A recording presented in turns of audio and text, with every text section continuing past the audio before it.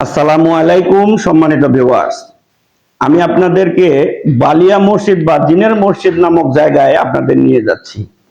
অবস্থানের কথা যদি আপনাদের একটু জানিয়ে দেই, ঠাকুরগাঁও জেলা শহর থেকে পঞ্চগড়ের বদা উপজেলা যাওয়ার পথে ভুল্লির হাট নামক জায়গা থেকে ৩ কিলোমিটারের পূর্ব দিকে থেকে পাঁচপিরহাট সড়কের পাশে ছোট বালিয়া জামের মসজিদটি অবস্থিত। প্রাচীন রূপকথার দিকে আপনাদের একটু নিয়ে গেলেই আপনাদেরকে জানতে পারবেন, কোন এক আমাবস্যার রাতে জিনপরীরা এই এলাকার উপর দিয়ে উড়ে যাওয়ার সময় এই এলাকাটি তাদের খুবই পছন্দ হয়।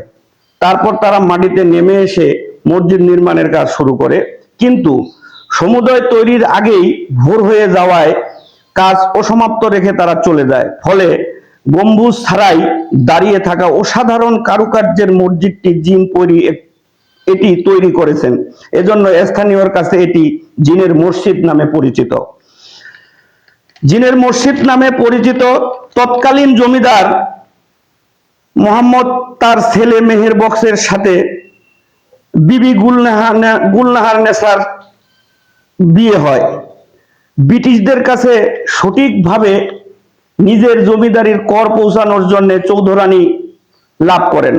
মেহেরবক সরকার সে সূত্রে চৌধুরী হিসেবে পরিচিত লাভ করেন। যদিও জমিদারি গুলনাহার চৌধুরানী নামে ছিল, কিন্তু কার্যকর শাসন করতেন মেহেরবক্স। নির্মাণের সময় নিয়ে মতবিরোধ আছে।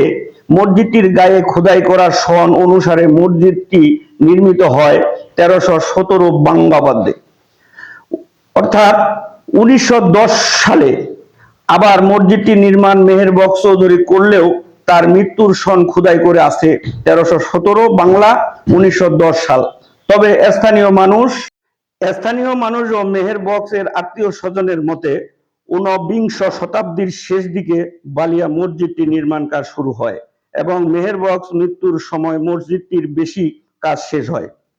আমি যদি মসজিদের বৈশিষ্ট্য সমূহ আপনাদের জানাই, সমতল ভূমি হতে 5 ফুট 3 ইঞ্চি উঁচুতে প্ল্যাটফর্মটি পূর্ব থেকে পশ্চিমে 62 ফুট 6 ইঞ্চি, উত্তর থেকে দক্ষিণে 59 ফুট 2 ইঞ্চি আয়তনকর কমপ্লেক্সটি মসজিদের অবস্থিত। আয়তনকারে কমপ্লেক্সটি সিঁড়িসহ প্রবেশপথ, খোলা চত্বর ও মূল ভবন বা নামাজ ঘর এই 3 অংশে বিভক্তি। এই 3 অংশে বিভক্তির এর মধ্যে মূল ভবনটি পূর্ব পশ্চিমে 25 ফুট 10 ইঞ্চি প্রস্থ। প্ল্যাটফর্ম হতে মসজিদটির ছাদ 17 ফুট উঁচু। মসজিদের ছাদ একই সাইজের 3টি গম্বুজ ও 8টি মিনার আছে, যার মধ্যে 4 কোণের 4টি মিনার বড় এবং বাকি 4টি ছোট।